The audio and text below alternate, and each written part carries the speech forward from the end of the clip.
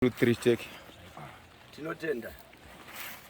tasanganiswa nevatungamiri vedu kana baba Israeli bala kisodzi vakamirira muJerusarema baba Bigi, baba Dick, baba Hubert, baba Mozi.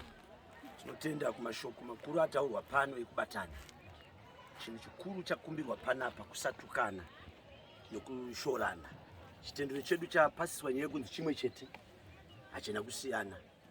Mazwi makuru ataurwa pano ndekuti isusu vana veJerusarema tapinda mune vamwe hatifaniri kutuka vamwe. Ivo vatiri kunosangana navo vafaniri kutuka isusu. Kumashoko makuru adzidzwa panapa rudo, kubatana, kufambirana mudzinhamo, mukubatana tichinamata. Iro ndiro shoko guru rataurwa rasimbiswa pakati pedu. Naizvozvo isi tafundwa chimwe chinhu. Taifungidzira kuti vanhu vechanava tikasangana nevakaipa kwazvo vanongoda kutituka, but baba Israeli vafamba kubva kukuya zvotipasisa panapa. Izvo zvinoitwa nemunhu ane rudo. Mashoko atawana bala kisodi pano achimirira muchinjiko wedu uyu. Mashoko akanaka kwazvo atidzosera mune vamwe. Zvadizvisa kuti abhiyoza vana kusiya tibudisa mune vamwe. Azvigumburo ndo zvakatibudisa mune vamwe. Saka shoko guru ranikangoisa pane vanhu rokuti ngatibatane chite chimwe chete. Toremekedza vatungamiriri, hatiperi kuita vakuru tose. Varipo vakuru sitotero kumashure. Nguva yedu ichakwana kuvo vakuru kana yakwana kugara nakaona dzevamwe. Tatenda. Aiwa totega baba ikosi. Iwaridire munda.